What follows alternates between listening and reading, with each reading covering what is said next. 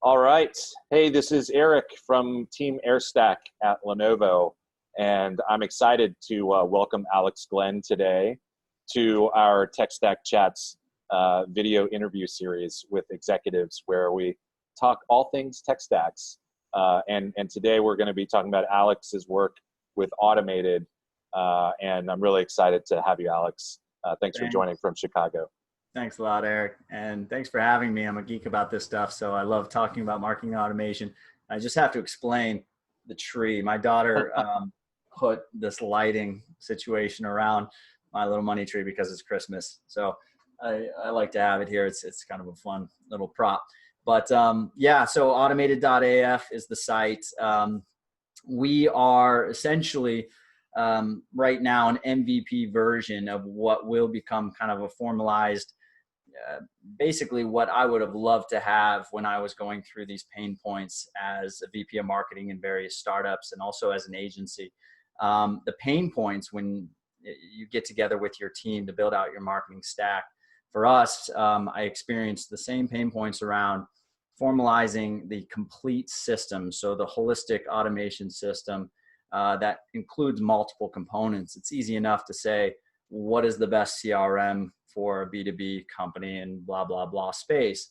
And you can find a lot of content around that, or what is the best marketing automation tool, or what is the best chat tool, et cetera. But it's hard to come up with a holistic system that all works really well together, and tools don't play nice. So there's API issues, et cetera. So very, very difficult to come up with a holistic system. Secondly, when you have the system decided on, you've signed those contracts, you've set up whatever CRM, whatever marketing automation tool, then you got to go and connect those systems so that things like pipeline stages are mirrored between your marketing automation system and your CRM. And some of these systems play nice. There's native integrations, especially if you use some of the upstream tools like Salesforce, et cetera. There are really close-knit native integrations that allow you to run these automations smoothly, but a lot of startups in SMB spaces, Salesforce is not the right partner for them, or they simply can't afford Salesforce at that moment. So what do? And there are plenty of other options, but again, you run into those API integration issues between your automation system and your CRM, your chat system and your automation system, and vice versa. And then again, also, if you would like to kind of button up your tool to this automation system, meaning event attribution analytics that need to fire certain emails and messages, and those need to change statuses in your CRM, it becomes a convoluted mess. And one of the very, very big issues I had in each of these builds is deciding how to integrate the systems, what third-party API integrators to use, what to build natively ourselves, and how much bandwidth to take from dev to put this tool and that tool together. And then you have to keep those updated. So the API integrations was the second thing that was really a big problem. And then thirdly, what are the best practices? How do you actually use these systems in a real world scenario? So now that you have your system, you've got it connected, it's working. What do? What are the journeys that you need to put in place? What are the automations you need to fire?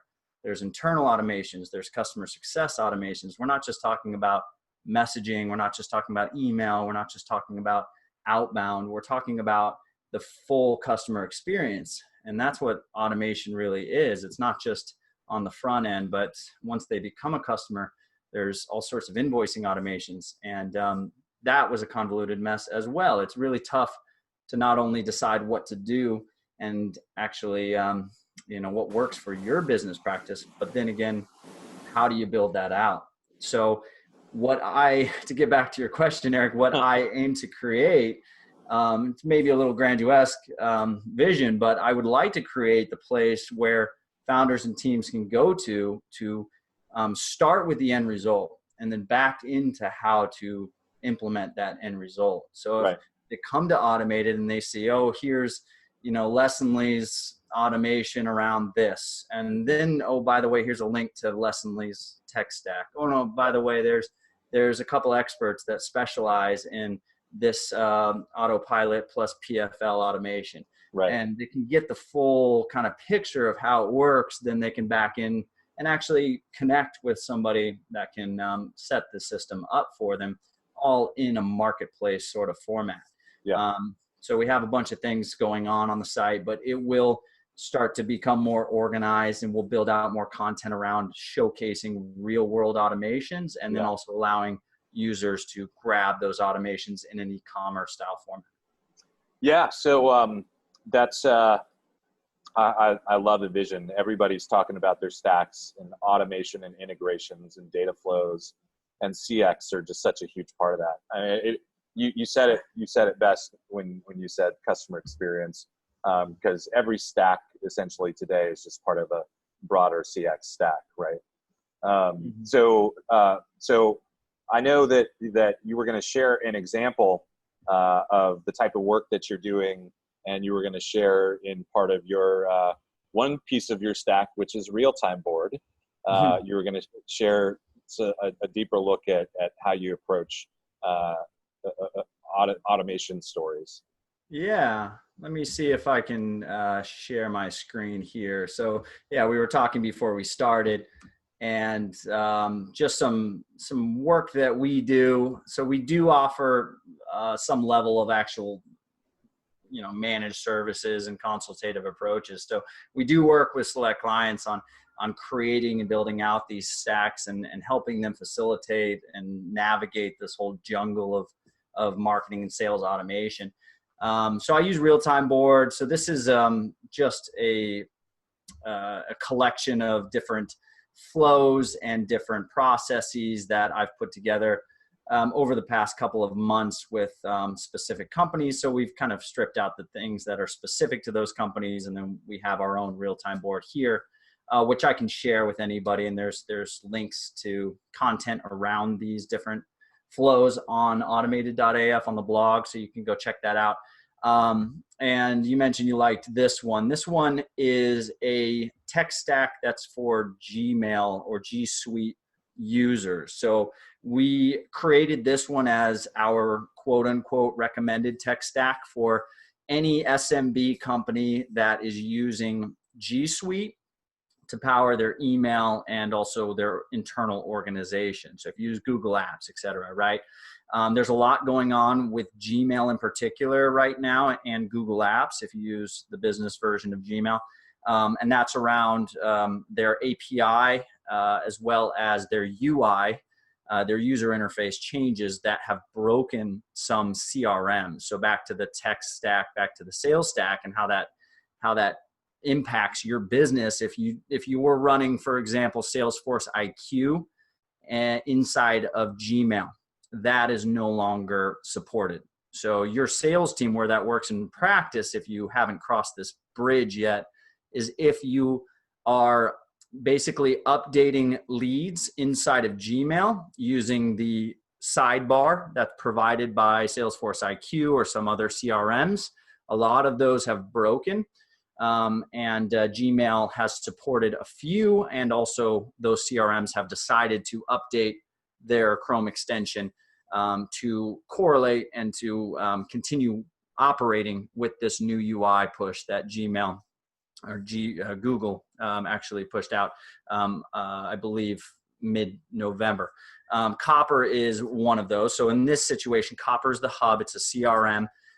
It is Google's actual internal CRM. So the G Suite team and other departments inside Google use it as their CRM.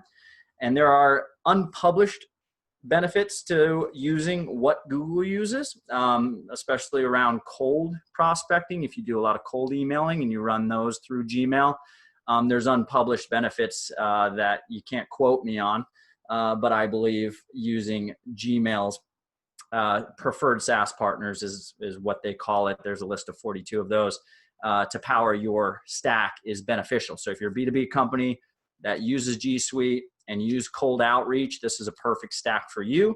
It includes some data sources here like LinkedIn and data enrichment, and maybe you have Facebook lead ads going on.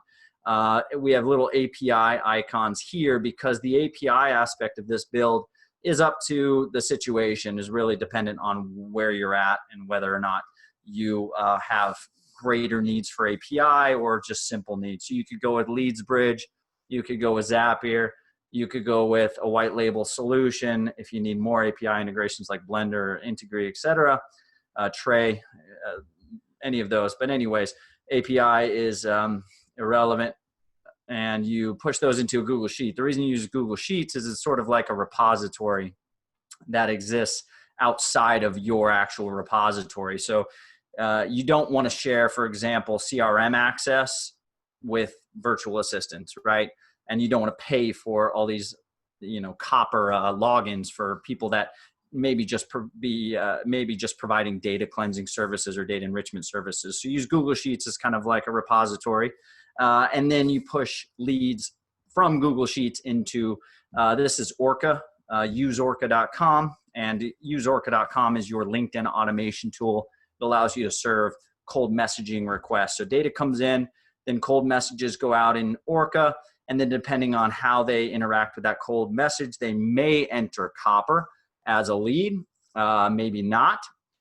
And once they get warmed up into a lead, they go into Copper. You have User Engage right here. So this could be replaced by Intercom or any chat tool.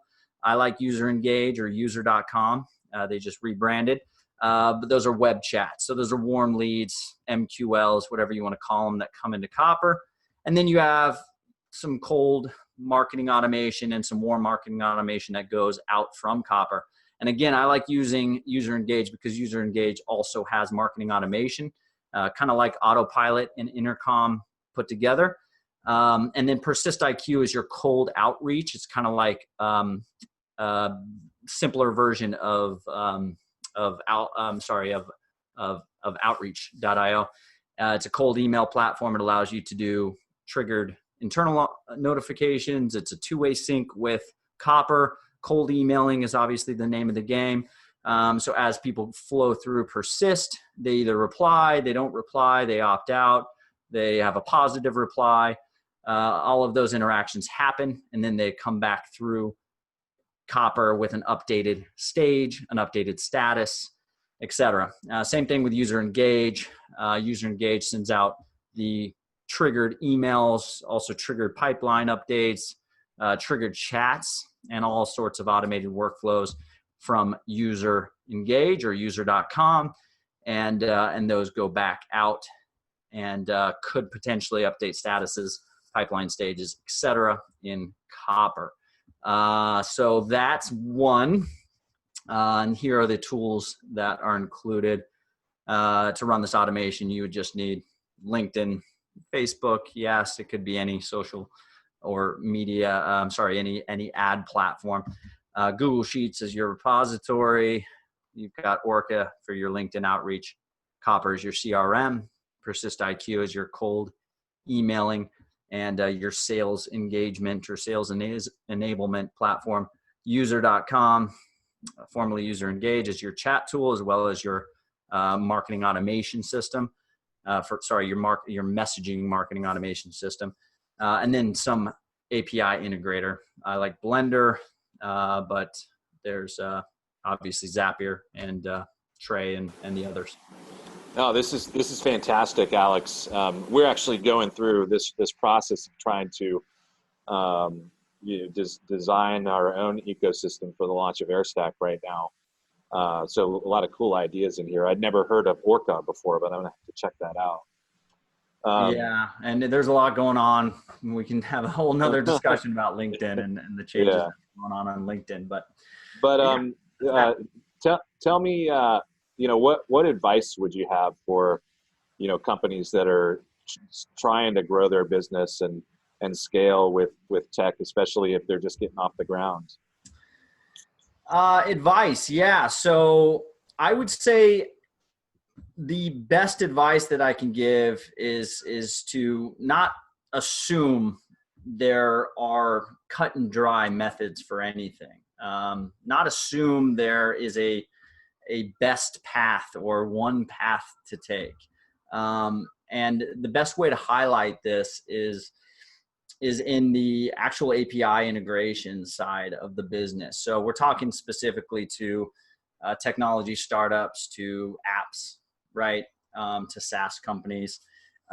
When you get to that point in your development where you start to think about and consider your integrations page, for example, right? So aside from the API integrations that you need to connect the apps that you use in your marketing automation system, there's the whole other side of API integrations that's really connecting your app to the ecosystem, the apps that you believe your users use on a day-to-day basis. So your ICP may use these apps. You have your kind of customer persona and you say, all right, well, we're going to go after these guys and girls with this app. And we believe that they use this CRM, and we believe they use, this data tool, and we believe they use this chat tool. And you start to prioritize the list of integrations that you believe you need to build out in order to satisfy that ICP's use case, right? So most founders, whether they're technology-focused founders, sales-focused founders, or marketing-focused founders, in my experience, 90% of them will go about this the same way. They'll essentially have their ICP persona, whatever you want to call it, in place. They'll have a list of the apps that they believe that persona uses, and then they'll have their app, and they'll say, okay, well, we need to build out native integrations to these. And then they'll prioritize them based on how big of a use case they have for that one, difficulty, bandwidth, whatever. And then they'll also put together kind of the timeline for those integrations and that's based on bandwidth and based on what their head of product or their lead engineer says they can do. So they'll say, okay, well, January we'll build out Salesforce integration. And then February we'll build out intercom integration, and then so on and so forth, right? Now that's typically what I see. Now there are a couple players that are coming into the spotlight now and releasing their post-beta, their alpha product. And these are white label API integrators. And we published a integrators review of, you can find it on the site. If you go to automated.af in the header, there's the API integrators review.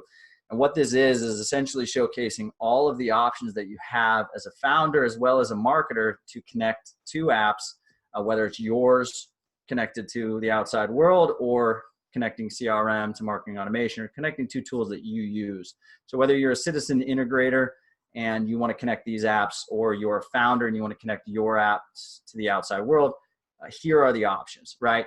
And this is where it gets a little bit, a little bit new to most people, or really new to most people, is most people think about this like, oh yeah, you mean Zapier. I build out my Zapier app, and all of a sudden I'm connected to Zapier's entire ecosystem of API integrations. And that's not what we're talking about. We're talking about truly white labeling the API integrations. Imagine if instead of building out a Zapier app, you could have all of Zapier's UI inside of your app, meaning you go to the integrations page and you just start your users as a user, go to your integrations page and you just start connecting apps. That's the world that we're about to live in, where as a founder, instead of prioritizing 10 integrations that you want to have natively on your integrations page and spending a year building those out, spending countless dollars in development and countless hours learning these APIs, so your developers have to learn every single API as they build them out. We're talking about a world where you just go to one of these partners and you say, all right, here's our app, and we want that plan, and here's here's some logins so you can get in our back end and go ahead and to add the integrations page, and here's our contact for our head of products. So you guys work things out, and the next day or the next couple of days, you have integrations with hundreds of apps out there. And not only that, the user doesn't have to go off to one of these third-party sites to connect your app to whatever apps they use. They do it all in your UI, so the experience is as if they are still in your app. It's truly white label. So what that does is free up countless hours of bandwidth, obviously money. And from a growth and a marketing perspective, as a founder, you can now market native integrations with all of these third-party tools. So wow, it's definitely a new world we're living in terms of APIs. And if you're following the growth of SaaS, uh, it's almost doubled in the past year as far as the amount of products Yep. that are coming to market. So there's a new SaaS product every couple minutes coming out onto the market, and as these double, that means the APIs double, and Right. as the APIs double, then instead of users only using, these APIs over here, users the usage of different APIs, if it were graphed out, it's going to sort of balance out to where, yeah, there's still, most people are going to be using the typical, but you're going to have more long tail use cases, and it's going to be impossible for founders to satisfy all of those ICPs. So now you just go to one of these third parties and you say, hey, here's our app and here's what we do. Go ahead and give us some pricing, and you come up with a plan, and you plan on paying, like leasing a car, you plan on paying $500 a month or whatever it is, but the benefits are just astronomical in my opinion. Yeah. So are there a couple players in that space, the white labeling automation, that we should be looking at? Yeah. I think Blender is really great. BLENDR.io. They're doing some things that are pretty awesome over there. Tray.io doesn't market their white label solutions, but they do have them, and you can talk to sales about that. Kind of on the more pricey side, Tray, they're a San Francisco-based company that's heavily funded, so you will pay a little bit higher of a margin. Blender is still, they're still relatively unknown, and they're very lean, so you can get a better deal. And then there's a new player that's coming out of beta soon called Integri. It's INTEGRY.io.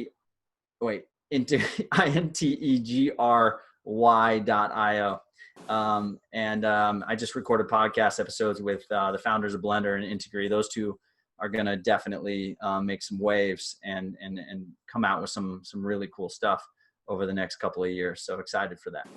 Yeah. What's the name of your podcast? Is it on the website, on Automated's website? The marketing automation discussion. So if you just search iTunes or Spotify or Google Play or wherever for the marketing automation discussion. Cool. That's the podcast. Right on. So other than this white label integration story, are there any other big trends in the SaaS world or tech world that you think is going to impact this customer experience stack? Yeah, I mean, automation as a trend, it's kind of a little bit broad and a little bit vague, but I didn't decide to get into this business and go all in on this business just because it was a passion project. I did think about it a little bit, and I did notice some trends, but not only is it becoming convoluted, and there does need to be a solution like what we're hopefully providing, but automation is becoming, I believe people will start to see it for what it actually is over the coming months and over the coming years, where you don't see automation, and this stems across all industries, not just marketing and sales automation, but any automation, automating any what historically was a human-based function. We are doing automation not to do more. We're doing automation to do more but better. We are taking the human component out of it because humans sleep at night. Humans have memory issues. Pesky humans. We're making our customer experience better. And it's not a situation where marketers that are not trained up on automation need to run and hide and be against it and try to, keep a hold on those processes.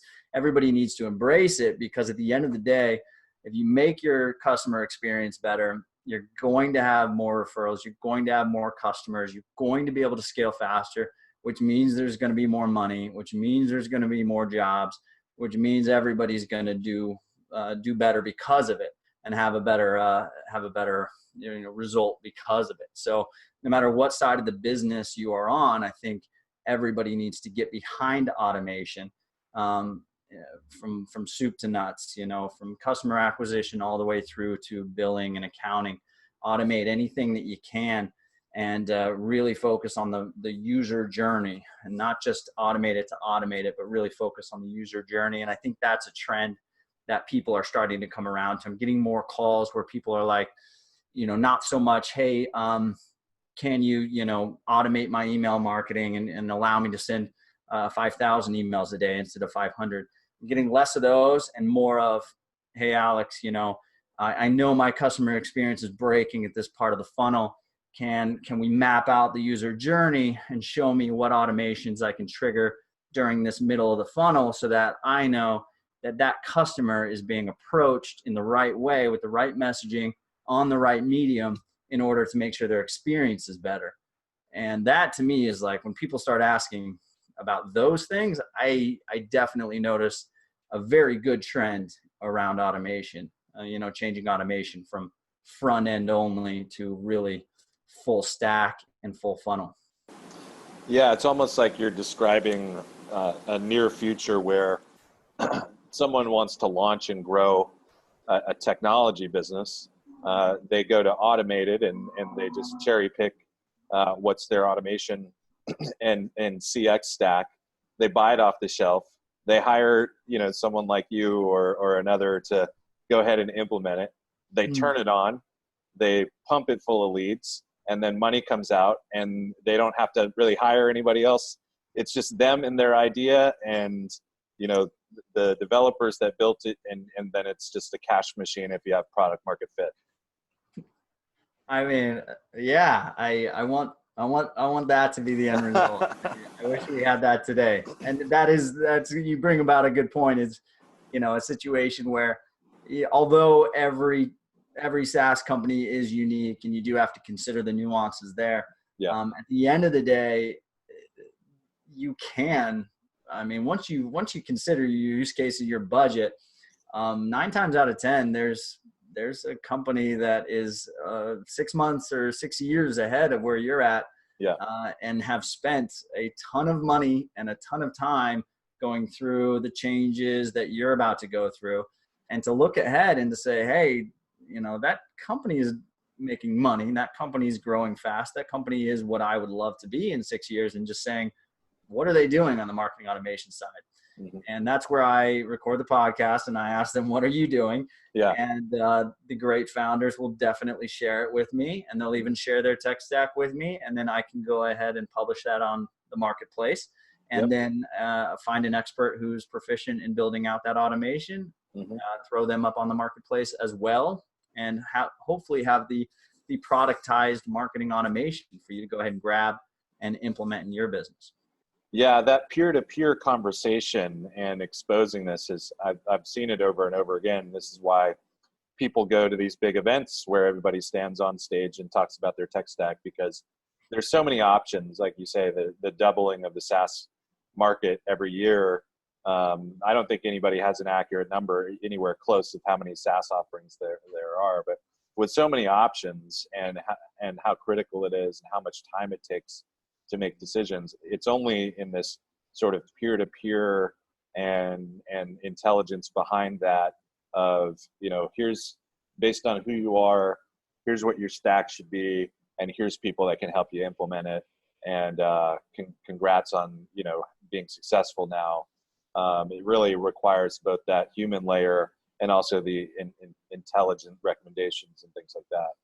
Yeah, and a major issue that founders will find when they go through this process is, if you go to an agency or a consulting company, an actual established company, not just a contractor, when you go to that company, they've built their company by specializing. They will only know these builds, right? So it's almost always Salesforce, HubSpot, Marketo, where the money is, right? That's why they've been able to build the company. So there, it's not to say there aren't things like this in existence. There's a company like Torchlight.com. You can go there, and if you would like Salesforce Marketing Cloud, they will match you with an expert to help you build out your funnel. But what these companies will not do is tell you what they recommend your end-all be-all processes should look like. They will tell you what your stack should look like, and they'll charge you a ton of money to build that out. Yeah. But what very few platforms, resources, it's really hard to do is find what the end all be all use cases should look like and back into the best stack to accomplish that use case. Right. That's the tough part. Yeah. Well, Alex, we're coming up on time, but I always like to ask one surprise question at the end of every Tech Stack chat. Love it. And that surprise question is, in 5 words, how would you describe your tech stack? I'd say my tech stack is simple.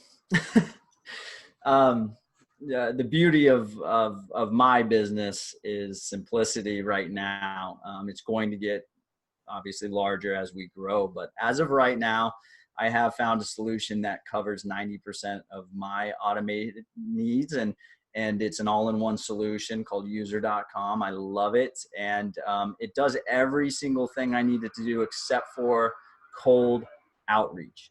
So every automation that you get when you come to automated.af, if you receive an email, if you receive a chat deploy, if you receive a custom experience, it's all deployed via user.com, and they're also my CRM because I don't need a lot on the CRM side of things. I'm not selling. It's all kind of inbound, and we select a few people to work with. So I don't need a robust CRM. I don't need a robust marketing automation system. So my automation system is very simple, and it works for us. And that's not to say you should go out and copy us, but I definitely recommend checking out the tools that we've mentioned on the show. They're some of the ones that I've worked with and I'm very familiar with and enjoy working with, but there's thousands out there. So, let's talk. Awesome. Well, I'll let you get away with the 1-word tech stack description today with simple. And I hope that things continue to go well for Automated, and you're keeping the city of Chicago safe and building modern tech stacks. I love it, Eric. All right, buddy. Well, Have thanks a great a lot day. for the time, and we'll talk soon. Yeah, thank you. Bye. Bye-bye.